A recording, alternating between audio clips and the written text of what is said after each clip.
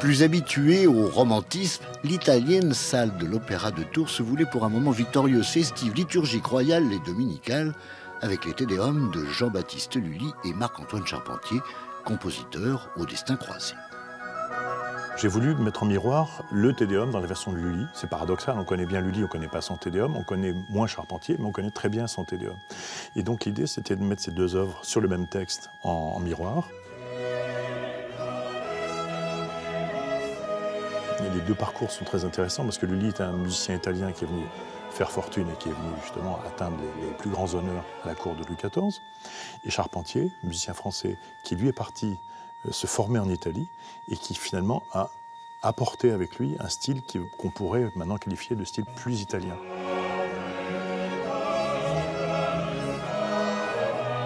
Consonance donnait ainsi au rouge et or décor les dernières résonances en concert d'automne qui fermaient ainsi un mois coloré, baroque et renaissant. Merci.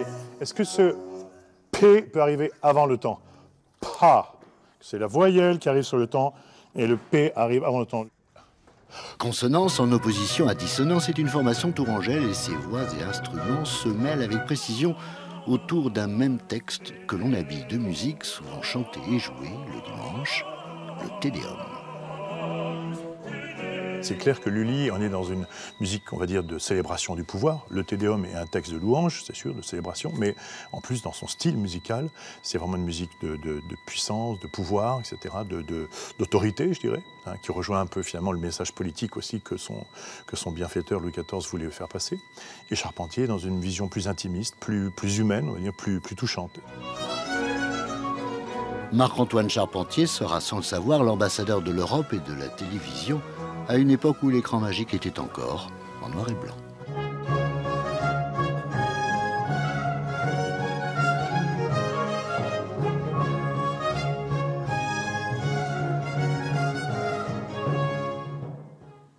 Avec nous pour en parler, Alessandro Di Profio, vous êtes, bonsoir, l'organisateur de ces concerts d'automne.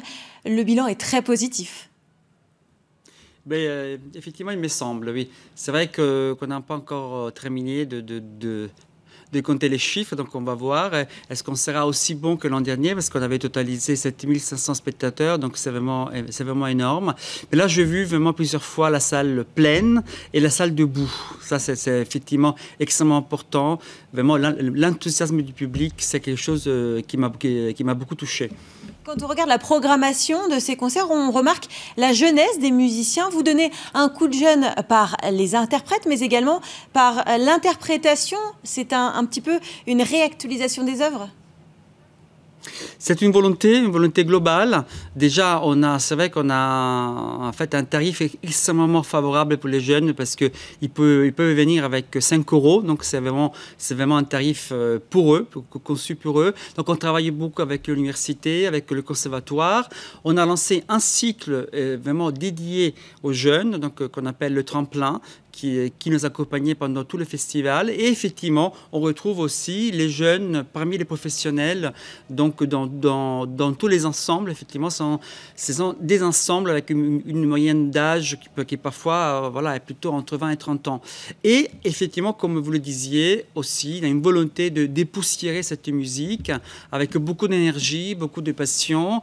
Hier, par exemple, le théâtre de Tours était vraiment à saluer avec une grande ovation un ensemble qui s'appelle le Cappella Mediterranea, qui allait chercher les musiques perdues dans les couvents, dans les églises au Pérou, donc dans des terres inconnues.